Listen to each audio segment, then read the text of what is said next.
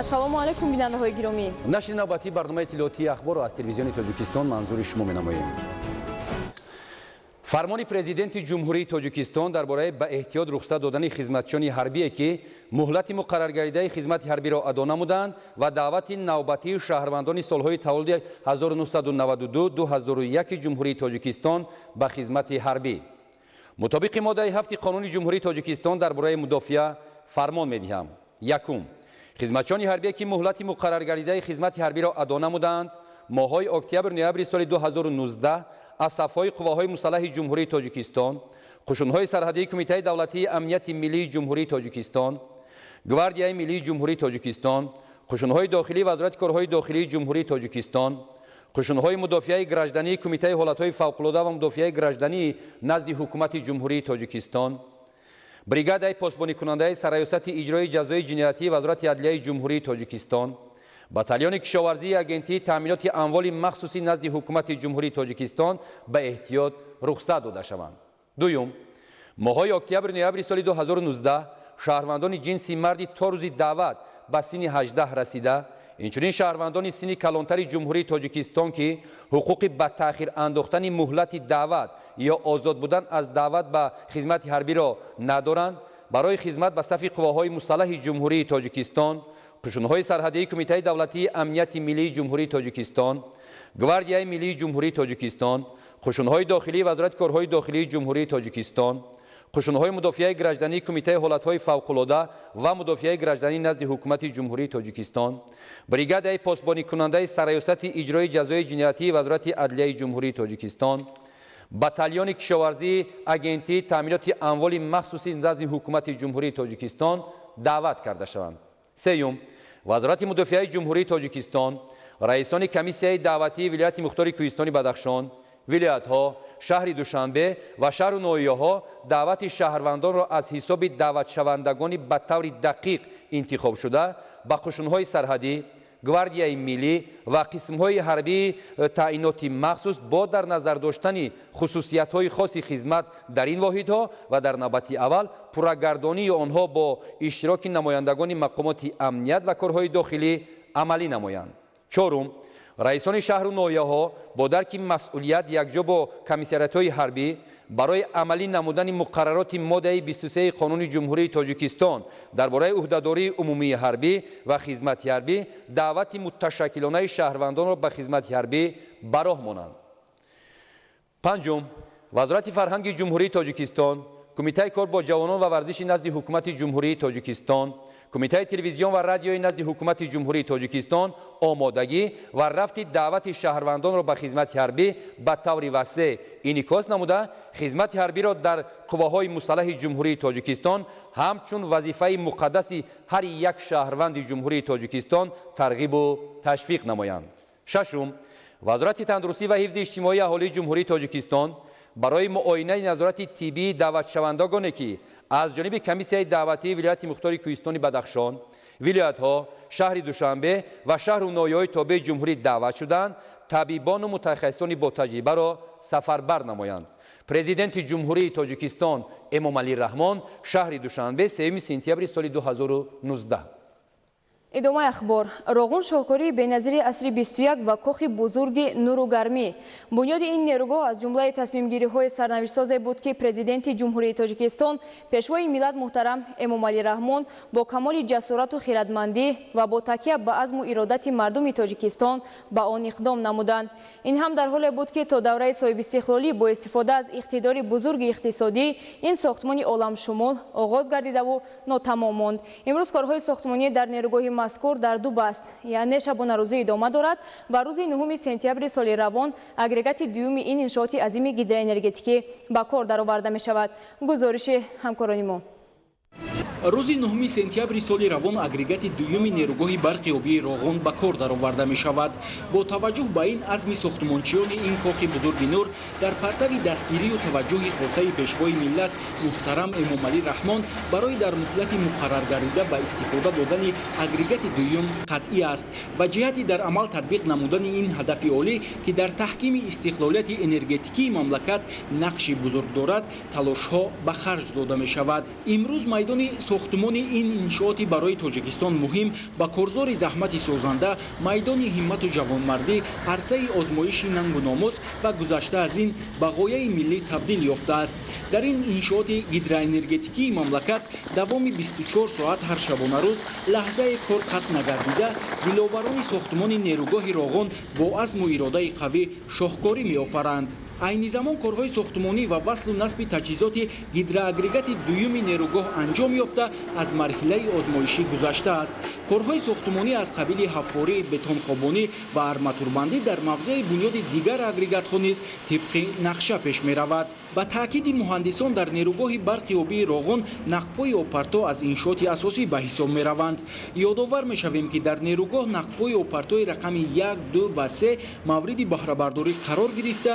امروزها کارگران و متخصصان شرکت‌های وطنی و خارجی کارهای زمینی، حفاری و آرماتوربندی را در نقب قبط 4 وسعت می‌بخشند. ساختمانچیان می‌گویند در این انشاءات تا امروز بیش از 175,000 متر مکعب کارهای حفاری و نزدیک 223,000 متر مکعب کارهای نقب‌کنی به اجرا رسیده است. کارهای بتون خوابانی در درآمدگاه و قسمت داخلی نقب باشد ادامه دارد.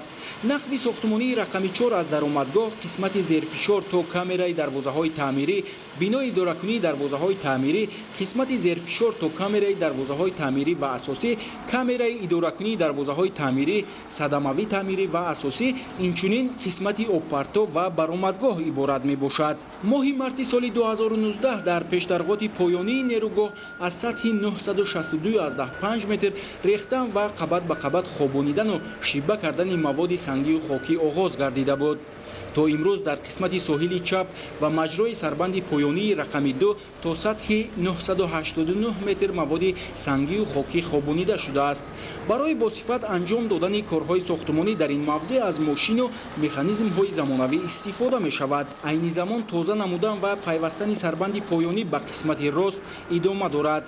با تاکید کارشناسان بین المللی، ابتکار سرور دولت تاجیکستان در بنیاد نیروگاه برق آبی راغون پیامد شجاعت فطری، استعداد کم نظیر کشورداری، محبت بی‌پایان به خلق و وطن و تلاش‌های خسته‌ناپذیر برای زندگی بهتر و شایسته مردم میباشد که نه فقط استقلالیت انرژتیکی مملکت را تامین می‌نماید، در اقتصادیات ملی جهش‌ها و پیشرفت‌های بی‌نظیر را به عمل می‌آورد، بلکه به صفت غایه حیات‌بخش عمومی ملی وحدت و اتحاد خلق تاجیکستان را از عظمت و پایداری بیشتر برخوردار می‌نماید. در واقع نیروگاه برق آبی راغون منزل و دل‌های مردم ما را گرم و روشن می‌کند. در رودهای نورآفر کشور نیروگاه‌های نوی برق بنیاد می‌شوند. ذخیره‌های عظیم انرژتیکی و عزم و تلاش سازندگی خلق با هدایت‌های بزرگ پیشوای ملت محترم امام علی رحمان تاجیکستان را بیش از این شکوفان‌تر می‌سازد و با بنیاد این انشاءات عظیم مردم تاجیک سعادت زیاد می‌بیند. استقلالیت برای مردم کهن بنیاد تاجیک ارزش مقدس و سرنوشت‌ساز بوده. تحت پرچم میان خرد و بزرگ مملکت برای تقویت پایه‌های دولتداری نوین خود با عزم و تلاش وطن‌دوستانه زحمت میکشند. از این رو رسیدن به قدر نعمت بی‌بهای استقلالیت و صاحب اختیاری، ارج گذاشتن به صلح پایدار، وحدت کامل و احترام به مقدسات ملی برای هر یک تاجیک و تاجیکستانی شرف بزرگ میباشد. شرح خبرنگارانمون. استقلالیت برای مردم کهن بنیاد تاجیک ارزش مقدس و سرنوشت‌ساز بوده. تحت پرچم آن خرد و بزرگ کشور برای تقویت پایه‌های دولتداری نوین خود با عزم و تلاش وطن‌دوستانه زحمت می‌کشند و در ظرف 28 سال استقلالیت در جاده رسیدن به هدف‌های استراتژیک کشورمان به دستاوردهای بی‌سابقه نائل گردیدند. استقلالیت رمز صاحب دولتی و دستاورد بزرگ مردم تاجیک به حساب می‌رود. امروز ما مردم تاجیک از آن شکرانه میکنیم که در یک دولت صاحب استقلال، حقوق بنیاد، یگانه و دنیوی زندگی میکنیم.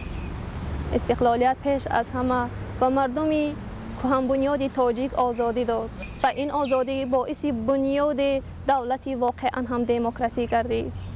ما امروز حادثه و واقعه و جنگ و نزاع‌هایی که در جهان به عمل می آید به چشم خود دیده ایستاده ایم. نتیجه این همه خرابی ها باعث ناآرام گشتن فضای سیاره گشته است.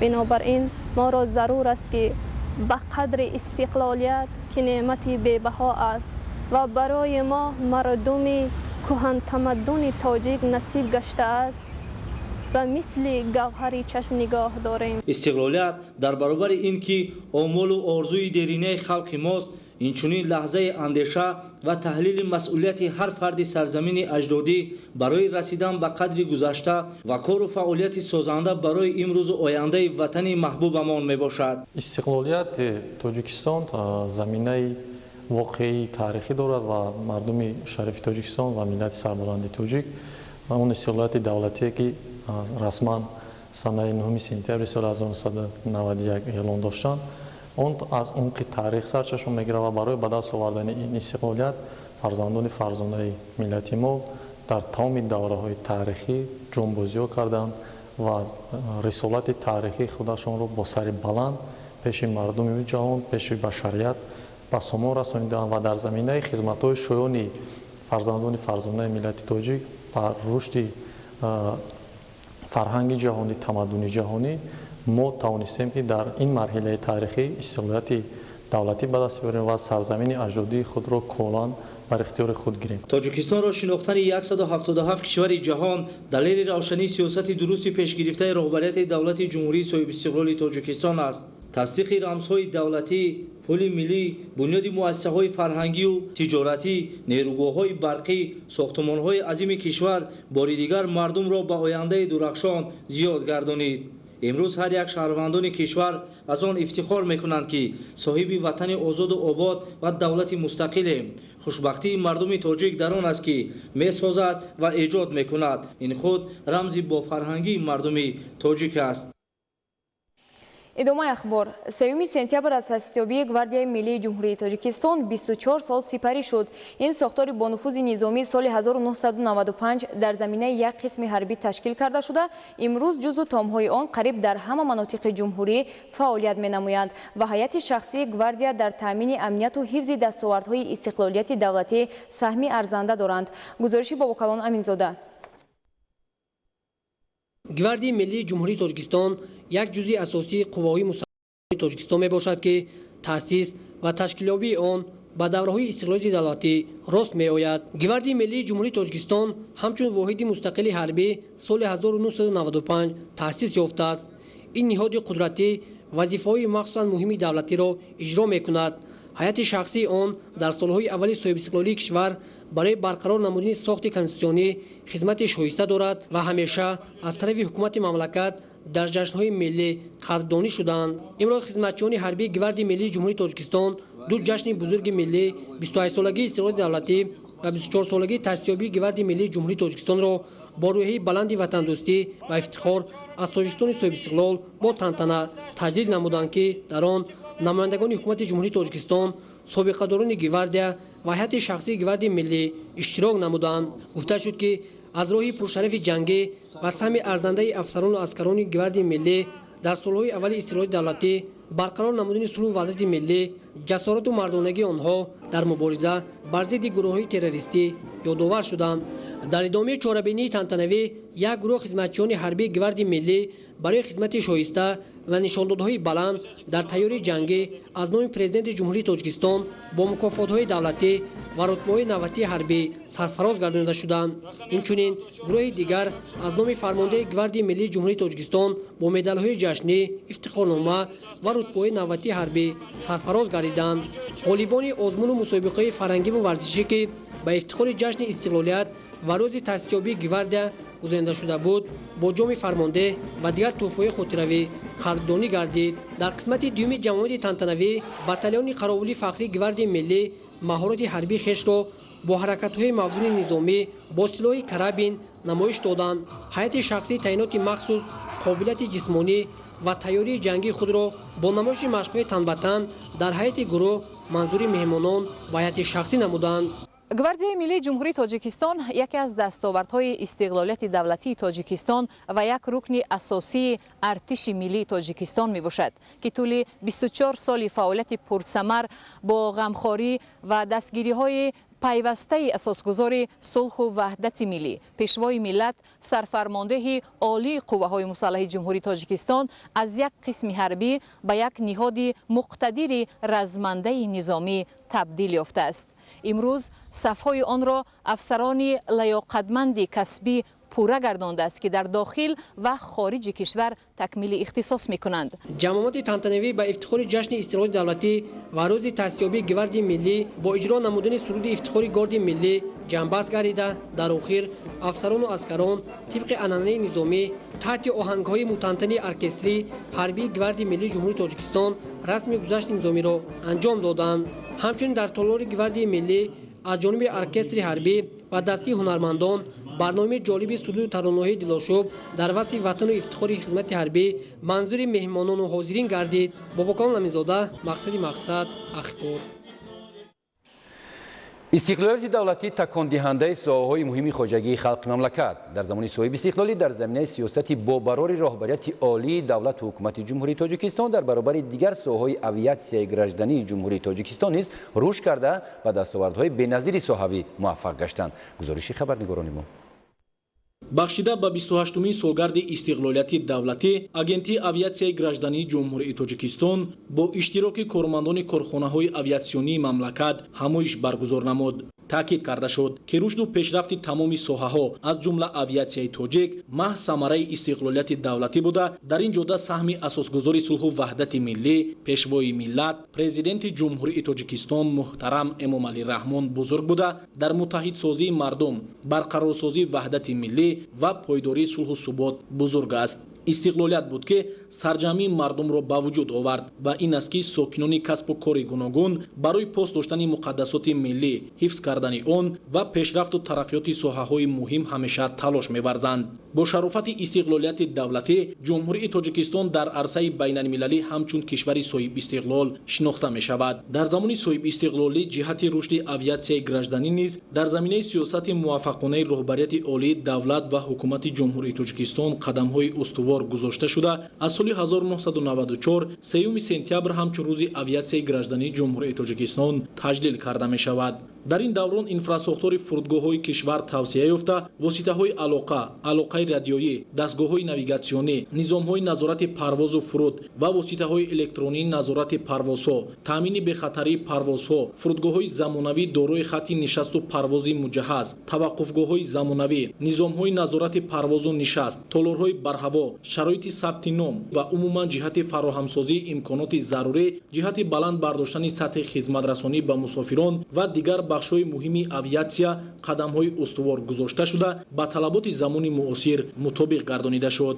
дар арафаи ҷашни 28-умин солгарди истиқлолияти давлатӣ ва 95-солагии таъсисёбии авиатсияи граждании ҷумҳурии Тоҷикистон ба як қатор кормандон ки дар рушди соҳа нақш доранд нишони сарисинагӣ, ифтихорнома ва дигар тӯҳфаҳо тақдим карда шуд. идомаи ахбор. муаррифии мавзеъҳои сайёҳии Тоҷикистон ва расму анъана дар доираи нақша чорабиниҳо бахшида ба солҳои рушди деҳот, сайёҳӣ ва ҳунарҳои мардумӣ, ҳайати сафирон, намояндагони корпусҳои дипломатӣ ва созмонҳои байналмилалии муқими Тоҷикистон ба шаҳру ноҳияҳои вилояти Хатлон сафар намуданд. гузориши Абдулҳамиди Назир ва Баҳодури Истам. дар доираи эълон гардидани солҳои 2019-2021 солҳои рушди деҳот, сайёҳӣ ва ҳунарҳои мардумӣ давоми чандест ки намояндагони корпуси дипломатии муқими Тоҷикистон аз мавзеъҳои таърихиву фарҳангӣ ва сайёҳии минтақаҳои гуногуни мамлакат дидан менамоянд. ин навбат сафирони 17 кишвар ва роҳбарони як қатор созмонҳои бонуфузи минтақавию ҷаҳонӣ аз ҷумла сафири Россия, Британияи Кабир, Афғонистон, Эрон, Қатар, Ҳиндустон, Қирғизистон, Қазоқистон аз ноҳияҳои Данғара, Ховалинг ва балҷувони вилояти Хатлон боздид ба амал оварда бо ёдгориҳо урфу одати мардуми тоҷик аз наздик шинос шуданд. ҳайати меҳмонон дар рӯзи аввали сафар ки 31 августи соли равон сурат гирифт, нахуст аз чойхонаи хуррамшаҳри ноҳияи Данғара боздид намуданд. ин чойхона яке аз ҷойҳои зебое мебошад ки барои ҷалби сайёҳони дохилӣ ва хориҷӣ саҳмгузор аст. хуррамшаҳр аз 6 толор ва 1 толори оинабандӣ шуда иборат аст. дар идома иштирокчиёни сафар аз мавзеъҳои таърихӣ ва сайёҳии ноҳияи Ховалинг аз ҷумла Дараи Мухтор, осорхонаи Восе, Мамнунгоҳи Султон Увайси Қаранӣ, Чиполу, چلچنار، چشمه قزان، گلگشت نزد پرچم و نشان دولتی در مرکز ناحیه، کارگاه نوبنیاد دوزندگی دهه لاهوتی و دیگر مکانهای فرهنگی و تاریخی دیده نموده اوید به تاریخ این منطقه ها معلومات مفصل پیدا نمودند. مهمان نوازی گرم تاجیکانه پیشنهاد خوراک های ملی از جانب کدبانوان این ناحیه بلنکو خیلی پسند مهمانان گردید. از دیدار همین منطقه همین وادی های خوالنگ بسیار خوش شدم.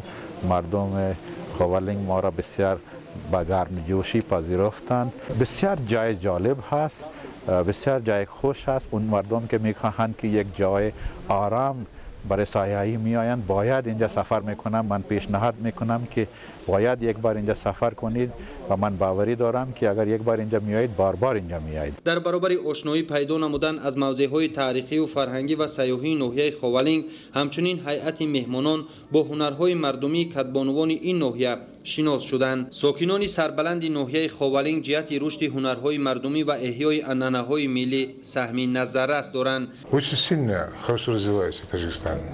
Все города, в принципе, процветают.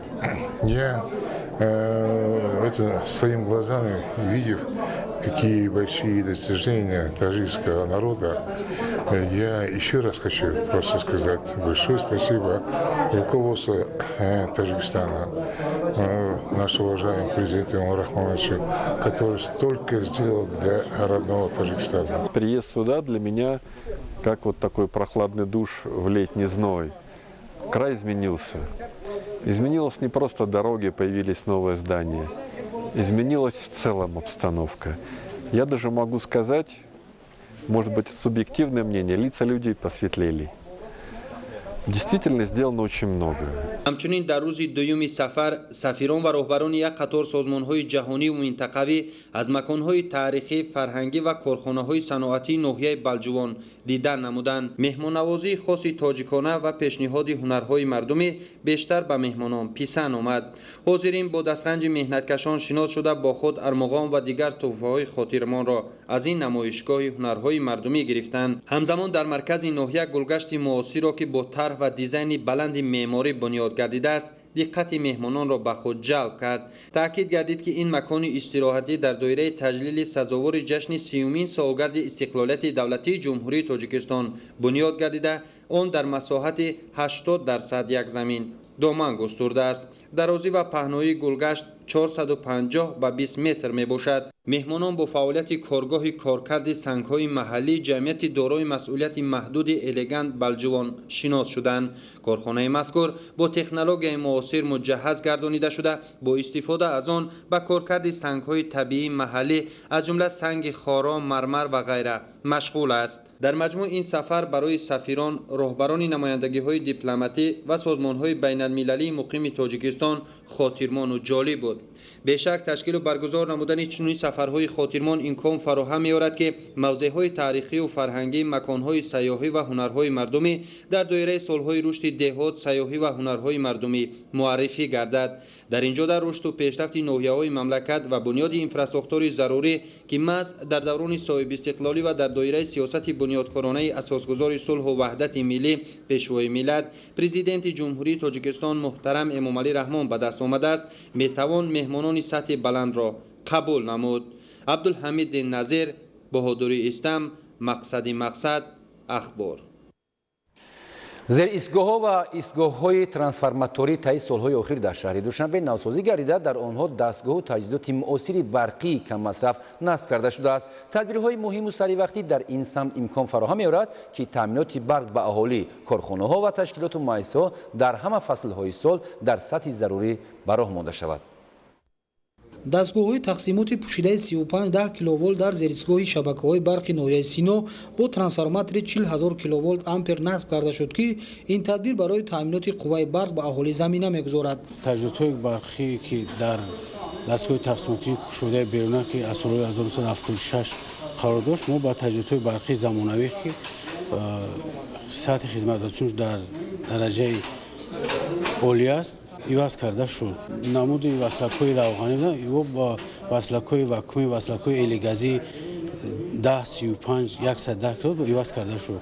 با ترانسفورماتر قدرتی 25000 کیلوولت آمپر و ترانسفورماتر 40000 کیلوولت آمپر عوض کردیم موافق لایحه.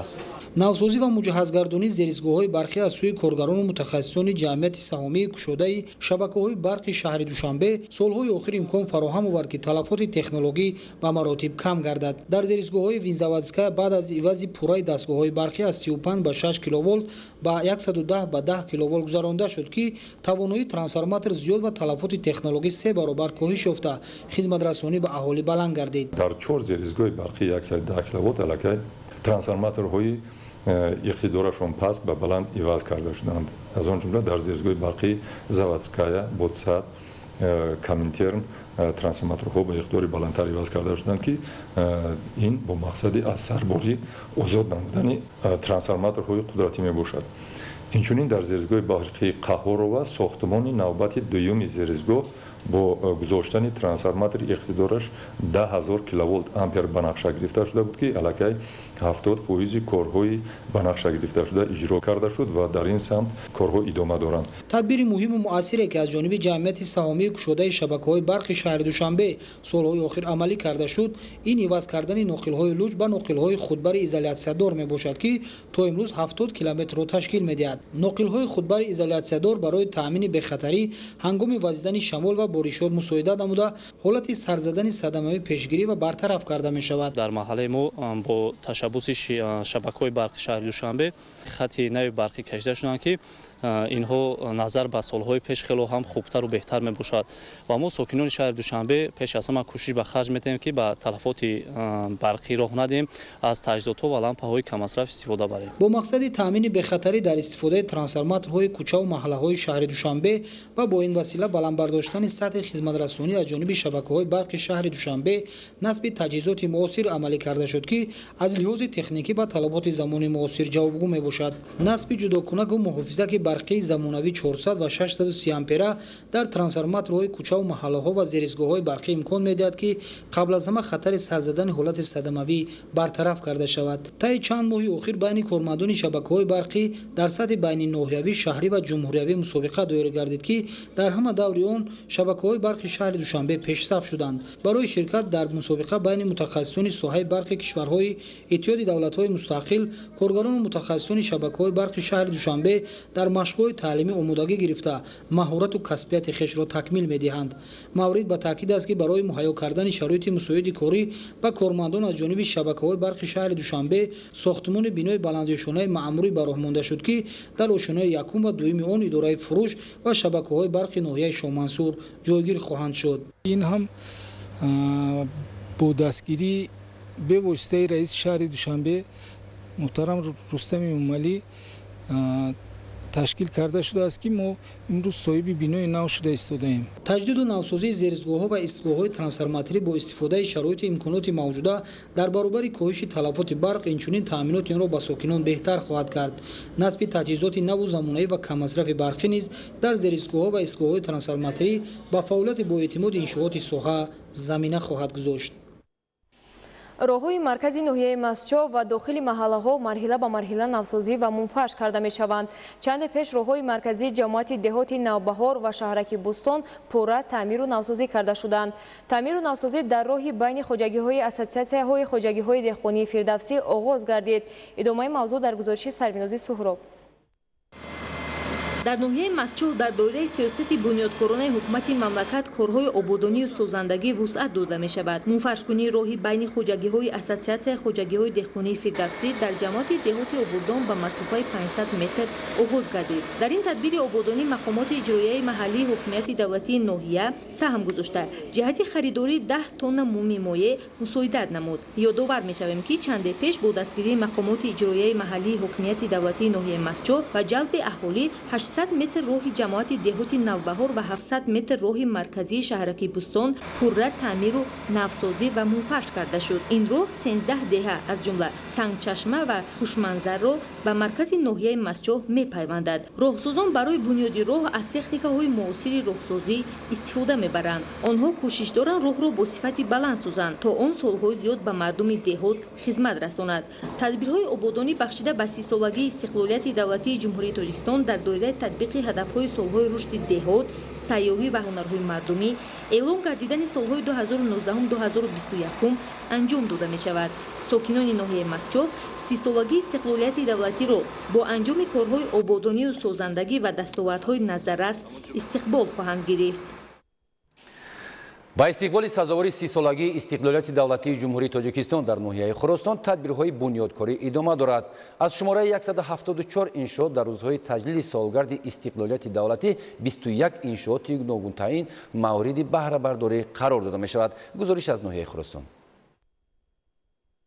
симои шаҳраку деҳоти ноҳияи Хуросон бо шарофати соҳиби истиқлолӣ боз ҳам ободу зеботар шуда соҳаҳои иқтисодию иҷтимоӣ дар ҳоли рушд қарор доранд. аз 174 иншооте ки дар ноҳия то истиқбол аз 30-солагии истиқлолияти давлатии ҷумҳурии тоҷикистон бунёд мегардад, аллакай 57 иншооти таъиноти гуногун ба маблағи зиёда аз 20 миллион сомонӣ мавриди баҳрабардорӣ қарор гирифта. дар назар аст ки дар рӯзҳои таҷлил аз ҷашни 28-солагии истиқлолияти давлатии ҷумҳурии тоҷикистон боз 21 иншооти таъиноти гуногун ба истифода дода мешавад. дар ҷамоати деҳоти ҳилолӣ бошад рӯзҳои наздик боз 3 иншооти таъиноти гуногун мавриди истифодабарӣ қарор мегирад. бунёди маркази саломатии деҳаи гулурез аз ҳисоби ҷамъияти дорои масъулияти маҳдуди саодат бо 6 утоқи корӣ ба истифода дода мешавад. ин имкон фароҳам меорад ки боз 12 нафар бо ҷои кори доимӣ таъмин гарданд. бинои дуошёнаи ҳамом, мағоза ва ошхона низ бо иқдоми соҳибкорони ватанӣ бунёд шуда истодааст. дар деҳаи пахтообод бунгоҳи маркази саломатӣ барои 11 кас ҷои корӣ мешавад, 6 утоқи корӣ дорад. маркази саломатӣ дар деҳаи гулрез чите ки шумо дидед, дар он ҷо 6 утоқи корӣ, 11 ҷои корӣ. манан дар ҳози истодагимон ҳамоми замонавӣ мешавад, 10-12 кас дар ин ҷо ҷои корӣ мегиранд. дар ҷамоати деҳоти ба номи Садриддин Айнӣ аз 39 иншооти сохташуда 13 иншоот мавриди баҳрабардорӣ қарор гирифтааст. бинои дуошёнаи маркази хизматрасонӣ бо иқдоми соҳибкори ватанӣ иборат аз ошхона, сартарошхона, кошонаи ҳусн ва мағоза бо 14 ҷои корӣ то рӯзи 9 сентябр ба истифода дода мешавад. бино бо тарҳи замонавӣ бунёд гардида фарду барои хуб ба роҳ мондани сифати кору хизматрасонӣ ҳама шароит муҳайё хоҳад шуд. дар деҳаи Неъматулло Асадулло бо иқдоми соҳибкори маҳаллӣ бунгоҳи тиббӣ дар рӯзҳои тантанаҳои соҳибистиқлолӣ дар хизмати мардум қарор хоҳад гирифт. дар ҷамоати деҳоти Қизилқалъа бошад бинои дуошёна бозгӯ ба талаботи ҷаҳони муосир бо дастгирии соҳибкорони ватанӣ бунёд ёфтааст. дар ошёнаи якум агромағоза ва интернет-кафе, дар ошёнаи дуюм бошад маркази забономӯзӣ ва меҳмонхона бо ҳама шароити арзанда дар рӯзҳои таҷлил аз 28 солагии истиқлолияти давлатии ҷумҳурии тоҷикистон мавриди баҳрабардорӣ қарор хоҳад гирифт. дар таъхонаи ин бино барои машқу тамрини наврасону ҷавонон ва дӯстдорони варзиш ҳама шароити бозгӯ ба талаботи замони муосир аллакай фароҳам оварда шудааст. дар ҳудуди ҷамоат зиёда 35 иншоотро ба нақша гирифта шудем, 10 иншоотро супоридем. айни ҳол дар 28-солагии ҷашни истиқлолияти ҷумҳурии тоҷикистон 4 иншоотро ба истифода медиҳем. дар назди муассисаи таҳсилоти миёнаи умумии рақами 40 бунёди бинои нави таълимии иборат аз 3 синфхонаи барҳаво дар арафаи анҷомёбӣ қарор дошта бо дастгирии соҳибкорони ватанӣ ва сокинони маҳал синфхонаҳо бо таҷҳизоти зарурӣ таъмин мегарданд. дар ноҳияи Зафарободи вилояти Суғ тадбирҳои бунёдкорӣ ба истиқболи 30-солагии истиқлолияти давлатии ҷумҳурии Тоҷикистон вусъат дорад. тибқи нақша дар ин ноҳия то соли 2021 380 иншоот бунёду навсозӣ карда мешавад. гузориши мазбути Бобозода аз ноҳияи Зафаробод.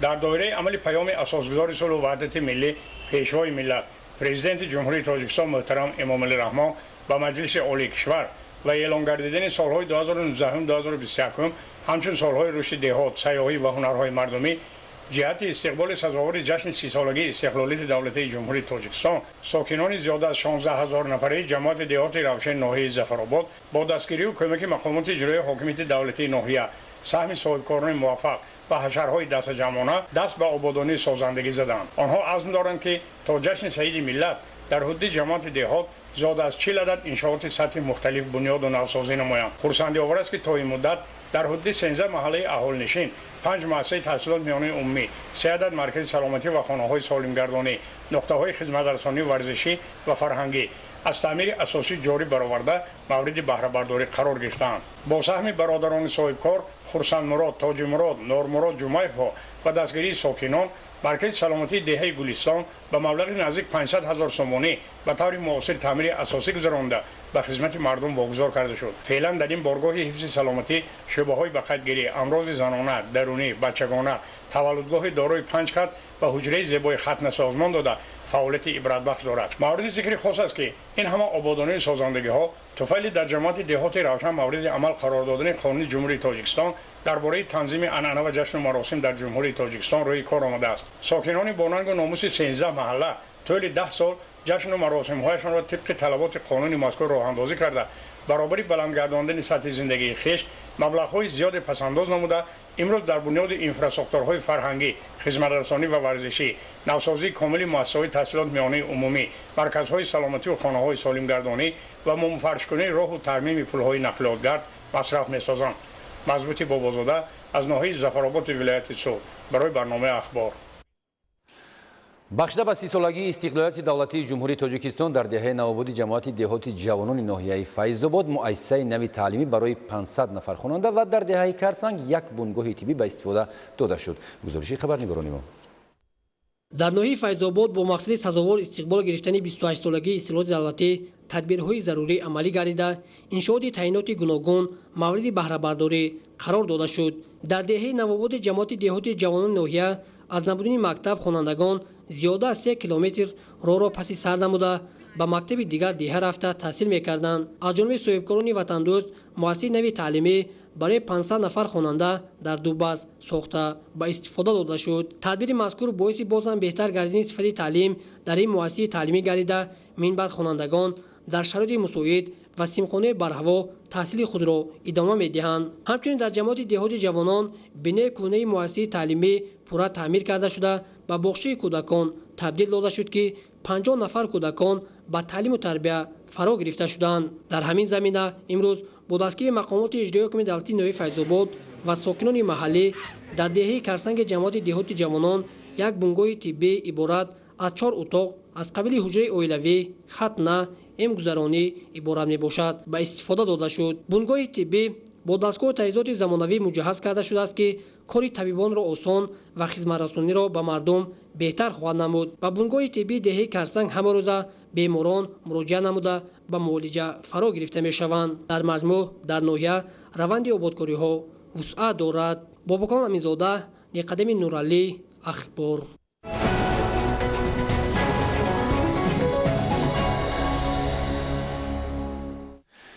کارگاه دوزندگی در ناحیه لخش با شرافت استقلالیت دولتی جمهوری تاجیکستان جهت با جای کار تامین نمودن زنان و دختران دهات و در این زمینه بر راه ماندن دوخت لباس‌های مکتبی بنیاد کرده شده است. اگر سال گذشته در این کارگاه همگی 24 نفر صاحب جای کار شده باشد، امسال شماره آنها 33 نفر را تشکیل نموده در برابر این مرحله به مرحله استحصال محصولات صنعتی افزون کرده می شود. گزارش دیگولی محمود از ناحیه لخش.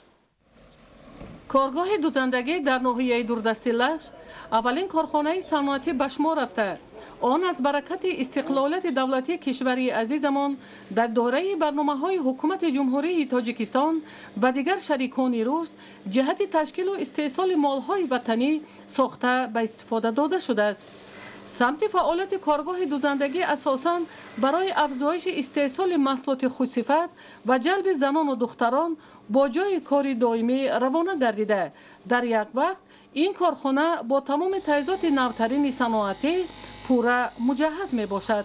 سال گذشته برای تامین خوانندگان مؤسسه‌های تعلیمی ناحیه لخش اهل زحمت کارگاه دوزندگی 4000 لباس مکتبی تیار کرده.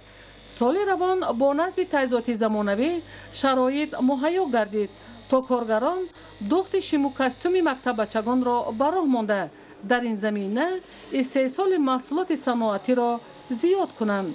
با مقصد تامین نمودن خوانندگان مؤسسه‌های تحصیلات عمومی ناحیه با لباس یگانه مکتبی، شعبه معارف ناحیه با کارگاه دوزندگی سمیه شرطنامه دو جانبه بسته برای تامین خوانندگان مؤسسه‌های تعلیمی ناحیه با لباس یگانه مکتبی در برای سال تحصیلی 2019-2020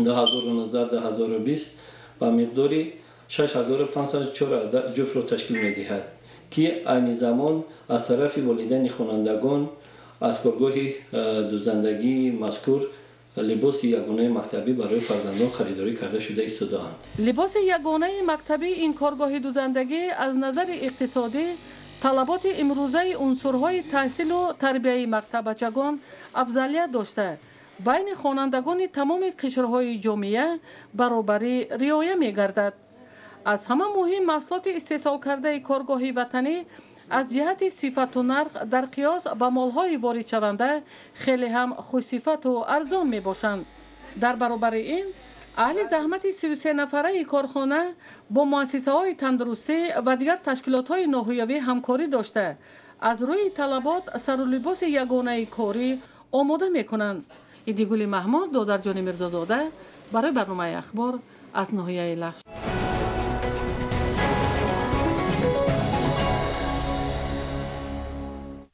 ادامه اخبار در شهرهای لوکان و بختر ولایت ختلان جمع‌آوری متشکلانه پخته ادامه دارد. سر وقت پرداخت شدن مبلغ چینشی پخته چینکچیان را با جمع‌آوری حاصل این زراعت تکنیکی هوسمند کرده است. گزارش عبدالرزاق عزیز. برابر آغاز ماه سپتامبر تردد کشاورزان نیز بیشتر می‌گردد. در شهر لوکان حاصل با رنج پروریده پخته را جمع‌آوری می‌کنند. چون ابتدای فصل تیر ماه است اهل زحمت نیت دارند که سر وقت به تلف و صفتناک دسترنج خویش را جمع آوری نمایند. در زمینه دستور حکومت جمهوری تاجیکستان در رابطه با وسیع کردن میدان کشت پخته‌زار این موسم کشاورزان شهر لوکان امکان یافتند که در قیاس با سالهای گذشته 300 گکتار مساحت کشت زراعت استراتژی را وسیع نمایند. از ابتدای موسم کشت و کار اهل زحمت مهنت خوب کردند. با وجود سردی و بارانگری های فصل بهار در قیده ها کشتی دوباره پخته انجام دادند. از همین خاطر اکنون پخته‌زار در شکفتن است و تردد دهقان هم بیشتر گردیده است. پخته‌چی را سر کردیم و ما نیت داریم که چون عنعنه هر ساله برین در مقیاس ولایت جمهوری اولین شده از اجرای دورنمای پخته برای واقعا هم سالهای گذشته شهر لوکان از نخستین ها شده دورنمای استحصالی اشیاء خام را تامین میکرد. این سال هم فراوانی حاصل دلیل به بحث کامگاری در کار کشاورزی است. مقامات اجرایی پرداخت نقدی مزد چینشی پخته را ضرور میدانند. محض در همین صورت صف چینکچیان در صحراها زیاد گردیده خواسته های دهقانان در استحصال زیاده از 2000 تن پخته صفتناک برآورده می شود. در شهر لوکان یک کارخانه کارکرد پخته فعالیت دارد. جمعیت دارای مسئولیت محدود صبح سربند قریب 10 سال باز با تکنولوژی جدید نخ جوابگوی طلبات استحصال کرده رقابتناکی محصولات تیار را کفالت می دهد. امروز در کارخانه پخته‌زدکنی صبح سربند شهر لوکان زیاده از 80 تن پخته خوجگوی دهقانی گرد اطراف ناحیه تابع ولایت قبول کردیم که کارکرد آن را عین حال شروع کردیم. صفتناکی پخته نقض می باشد. تکنولوژی وارد کرده ما تکنولوژی آمریکایی نباشد.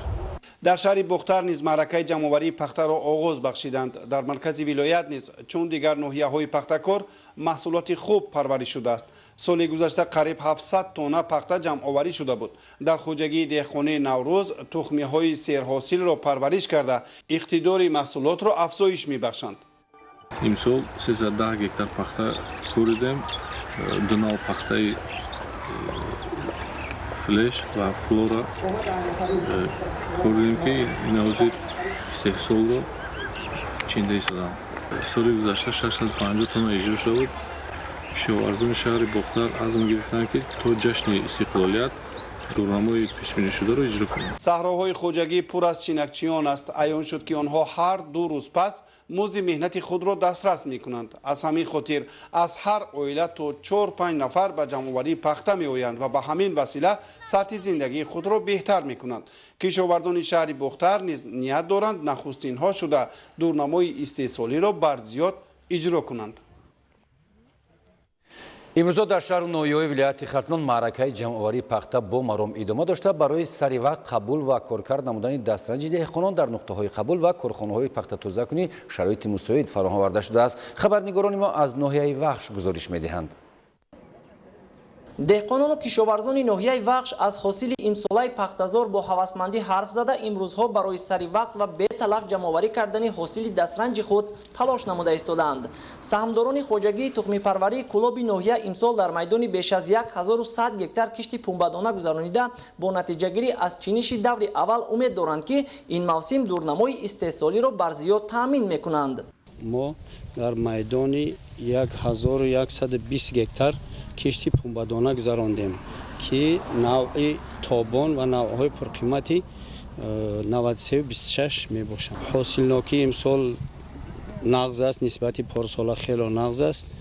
худо хоҳад ки мо ба марра мерасем. хоҷагии тухмипарварии Кулоби ноҳияи вахш дар миқёси вилояти Хатлон ягона хоҷагие мебошад ки дар он кишти пахтаи маҳинах ба роҳ монда шудааст. имсол ҳам пахтакорон дар майдони 250 гектар замин ин навъи пунбадонаро кишт карданд ки имрӯзҳо ба ҷамъоварии ҳосили он машғул мебошанд.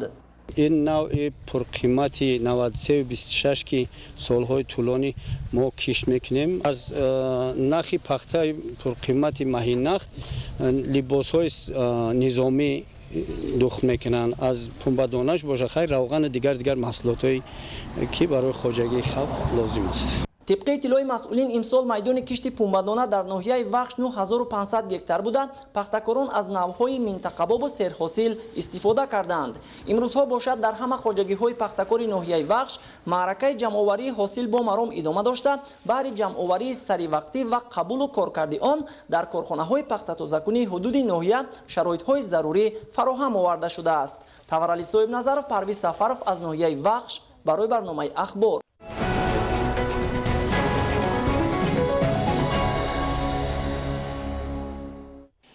барномаи ахборро идома медиҳем. дар 6 моҳи соли 2019 мутахассисони маркази Тоҷик Стандарт дар вилояти Суғ дар якҷоягӣ бо мақомоти ҳифзи ҳуқуқи вилоят ба миқдори 148690 литр равғани растанӣ, машруботи спиртию нӯшокиҳои ташнашикан ва зиёда аз 70 тонна маҳсулоти пассифати муҳлати истеъмолаш гузашта, ғайристандартӣ, бе сертификат ва бо роҳи қочоқ воридгардидаро ошкор ва аз муомилот боз доштанд. гузориши Маҳмуд Аҳмадзода ва Илёси Бобоҷон. дар рафти санҷиши якҷоя мутахассисони маркази Тоҷик Стандарт ва кормандони прокуратураи вилояти Суғ дар манзили истиқоматии сокини шаҳри Хуҷанд Фурқат Рустамов машруботи спиртии худсохт бо тамғии арақи Шоҳона Платинум, Хлебная дорога, коньяки Киновский ва Хеннеси бо сарпӯшу шишаҳои холӣ ба миқдори 2475 адад ошкор намуданд. ин сокини шаҳри Хуҷанд маҳсулоти худсохтро бо зарфҳои шишагии тамғаҳои зикршуда ҷой дода ба фурӯш мебаровардааст. намунаи нӯшокии спиртӣ дар озмоишгоҳи маҳсулоти хӯрока ва кишоварзии маркази Тоҷик Стандарт аз ташхис гузаронида шуда, дар асоси хулосаи он нӯшокиҳои сохташуда аз рӯи нишондодҳои номаълум будани санаи резиш, мавҷудияти моддаҳои бегона ва паст будани қувватнокӣ ва талаботи регламенти техникии ҷумҳурии Тоҷикистон, тамғагузории маҳсулоти хӯрокворӣ ва дигар ҳуҷҷатҳои меъёрӣ мутобиқат намекунад. дар асоси қарори суди шаҳри Хуҷанд нӯшокиҳои спиртӣ бо иштироки комиссия дар партовгоҳи корхонаи воҳиди давлатии шаҳри Хуҷанд ба таври зери хок намуда нобуд карда шуд. ҳамчунон дар рафти санҷиш мутахассисони маркази Тоҷик Стандарт дар вилояти Суғ дар ҳамкорӣ бо мақомоти ҳифзи ҳуқуқ ба миқдори 2730 килограмм маҳсулоти хӯрокии муҳлати истеъмолаш гузашта, қанд, вафлӣ, даҳон намуд шириниҳо ки истеҳсоли Федератсияи Россия ва Украина мебошад ва истеъмоли он ба саломатии инсон зарар дорад, дар амборхонаи ҷамъияти дорои масъулияташ маҳдуди Навзария ки шаҳри Хуҷанд нигоҳдорӣ мешуд ошкор намуданд ки соҳибкор то ин давра барои нобуд кардани ин маҳсулот ягон чораандешӣ накардааст. баъди ошкор шудан дар асоси талаботи қонун аз ҷониби комиссия маҳсулоти хӯрока бо иштироки дигар сохторҳои дахлдор ба таври сӯзонидан нисфу нобуд карда шуд. бояд қайд намуд ки новобаста аз таъкидҳои пайваста дар самти ҳимояи ҳуқуқи истеъмолкунандагон ва назорати доимии мақомоти дахлдор дар имсоли аввали соли 2019 дар амборҳои нигоҳдории маҳсулот, нуқтаҳои фурӯш дар шаҳру ноҳияҳои вилоят зиёда аз 9 тонна маҳсулоти хӯрокворӣ, 32 тонна 890 килограмм чойи хушк, 147 ҳазор литр равғани растанӣ нахл ё палма, 744 литр нӯшокиҳои спиртӣ, 5039 дона қандалот, 1340 килограмм маҳсулоти қаннодӣ, қариб наздик 27 тонна маҳсулоти гӯшти, тухми мурғ ва дигар маҳсулоти пассифат муҳлати истеъмолаш гузашта ва бе сертификат ошкор гардиданд. ҳамзамон дар ин давра 3 тонна қимаи мурғи яхкардашуда истеҳсоли Туркия, 165 килограмм ҳасиб, 5183 дона бозичаи бачагона, 121 аз 10 метри куби масолии сохтмонии тахта ки маблағи 464 000 сомониро ташкил медиҳанд, бо роҳи қочоқ ворид шуданд, ошкору пешгирӣ карда шуд. Кормандони маркази Тоҷикистандар дар вилояти Сурх бо роҳбарияти бозори Панҷшанбе аз он ҷумла ташкилоти ҷамъияти мо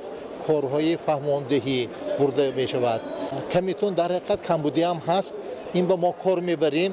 Оянда ман боварӣ дорам ки пурра ҳамаи қоидаи қонунии савдое ки дар ҳақиқат талабот ҳаст риоя кардан ба зӯр мезанем. дар ҳамаи бозорҳо ва нуқтаҳои савдо мунтазам вобаста ба риояи қоидаҳои савдо, вуҷуд доштани нархномаҳо, пӯшидани либосҳои корӣ, доштани маърифиномаҳо ва дигар самтҳои фаъолият чорабинии тарғиботиро ба роҳ мондем. Ба қисми зиёде аз марказҳои савдо ва нуқтаҳои савдо тарғибномаҳо ё ин ки варақаи Тоҷикистандар огоҳ мекунад баҳри ҳимояи ҳуқуқи истеъмолкунандагонро пешниҳод намудем. ба андешаи масъулин агар як самти пешгирӣ аз воридот ва фурӯши маҳсулоти пасифа назорату ошкорнамоӣ бошад, аз тарафи дигар огоҳию маърифати баланди соҳибкорон истеҳсолкунандагон аст ки бояд саломатии истеъмолкунандагонро дар мадди аввал гузоранд. Маҳмуд Аҳмадзода, Илёси Бобоҷон, вилояти Суғд, барои барномаи Ахбор. имрӯзҳо ба ифтихори сазовор истиқбол гирифтани солгарди навбатии истиқлолияти давлатии ҷумҳурии Тоҷикистон дар муассисаҳои иҷтимоӣ чорабинии фарҳангӣ баргузор гардида, нафарони имконияташон маҳдуд дастгирӣ меёбанд. Дар ҳамин замина дар муассисаи давлатии Маркази миллии тавонбахшии кӯдакони маъюб Чорбоғ чорабинии фарҳангӣ доир гардид. Гузориши навбатӣ дар ин хусус таҳия шудааст. маҳз истиқлолияти давлатӣ боис гардид ки ин тифлакон дар шароити мусоид ба табобат ва тавонбахшӣ фаро гирифта шаванд. Дастгирии табақаи эҳтиёҷманди аҳолӣ аз ҷумла маъюбон ва шахсони имконияташон маҳдуд аз рӯзҳои аввали ба дастовардани истиқлолияти давлатӣ дар меҳвари сиёсати роҳбарияти олии давлату ҳукумати мамлакат қарор доранд. асосан фаъолияти мо аз он иборат аст ки мо кӯдаконе ки имконияти маҳдуд аст барои солимгардонӣ ва барои муҳити солим баргардондани ин кӯдакҳо равона карда шудааст. Хоб айни замон мо дар буду боши муваққатӣ 200 нафар кӯдакон дорем ва дар шӯъбаи сеюм бошад 30 нафар модар бо 30 нафар кӯдакони имконияташон маҳдуд. дар муассисаи давлатии Маркази миллии тавонбахшии кӯдакони маъюб Чорбоғи ноҳияи Варзоб ки дар он зиёда аз 200 нафар ба табобат ва тавонбахшӣ фаро гирифта шуданд, имрӯз чорабинии бошукӯҳи фарҳангӣ бахшида ба санаи муҳим, тақдирсоз ва таърихии миллати сарбаланди тоҷик истиқлолияти давлатӣ доир гардид. муассисаи давлатии Маркази миллии тавонбахшии кӯдакони маъюб Чорбоғ дорои 3 шӯъба буда, айни замон 2 шӯъбае ки аз кӯдакон муваққатӣ ҷойгир шуданд то 200 нафар ҳастанд. боз ба ғайр аз ин мо шӯъбаи тавонбахшӣ дорем ки дар он ҷо кӯдакони имконияташон маҳдуд бо иштироки модарони худ муддати 21 рӯз табобатҳои тавонбахшӣ гирифта мешаванд. дар баробари баргузории барномаи фарҳангӣ ки тарannумгари сулҳу субот, дӯстдоштани ватан ва расидан ба қадри арзишҳои миллӣ буд, инчунин чанд нафар кормандони муассиса ҷиҳати саҳм гузоштан дар солимии ҷомеа ва хизмати содиқона намудан ба давлату миллат бо ифтихорнома ва сипоснома сарфароз гардонида шуданд. Оишаи Саттор, Фирдавси Бобоназар, Фирӯзи Мусо, Ахбор.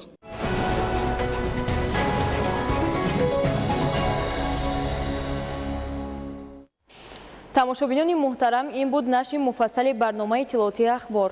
хайр, саломат бошед.